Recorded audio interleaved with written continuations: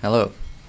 Today I want to look at how Crystal Maiden's freezing field actually works, and hopefully we can learn something together. I won't be going over every aspect of this spell, only really the parts of it that seem interesting to me and that I think aren't as well known. A quick description you might give to your noob friend who's asking you how this spell works is that you channel it, and while you do that, it slows the enemy heroes around you while also doing magic damage as they stand in it. This is generally how it works, but there's actually more to it. The ice explosions that deal the damage happen so often that at first glance it might seem like they're random, but actually they happen in a more predictable way than you might think. The radius of freezing field is 810, shown here.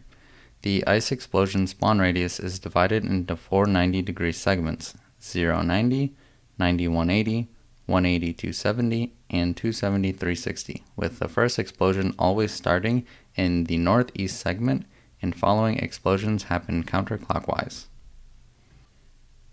Here I'm repeatedly starting and stopping freezing field so you can see that the first explosion always hits in the northeast segment. And here I let freezing field go for a little longer before canceling it so you can see how the follow-up ice explosions hit in the northwest segment, then in the southwest segment. After that, it gets kind of hard to keep up with, but from that alone I think you can tell how it does go in a counterclockwise motion.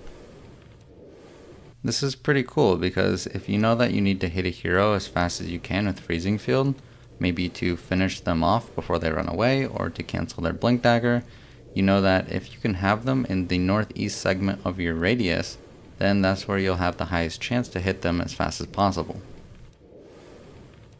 Now for some information on the ice explosions.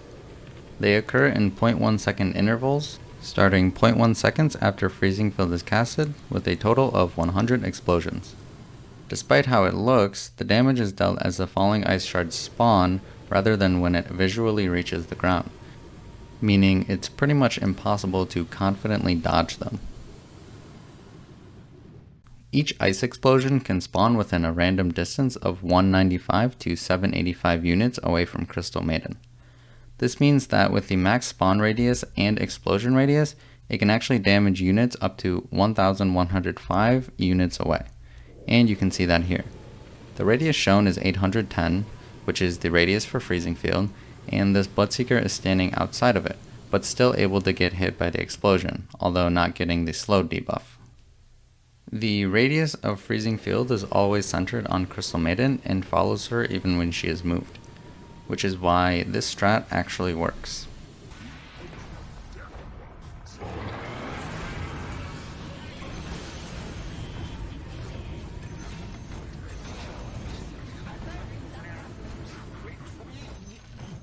The last thing I'll go over is Crystal Maiden's Aghanim Scepter upgrade. With this, freezing field now provides an aura that tracks enemies within the area. If an enemy unit is affected by the tracker for 1.75 seconds, frostbite is applied to the enemy unit based on frostbite's current level.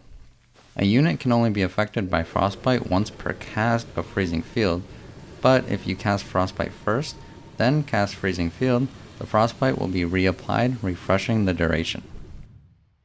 The tracker resets whenever it is reapplied to a unit, meaning the unit must be affected for 1.75 seconds continuously in order to be frostbitten. As you can see here, this Bloodseeker keeps running out of the radius, so he's not continuously being affected, so he doesn't get frostbitten until he stays in the radius. If you get delivered Aghanim Scepter while you're channeling freezing field, frostbite will not be applied. It seems that you have to have Aghanim Scepter before you can cast freezing field for frostbite to be applied. Thanks for watching, and I hope you learned something new with me.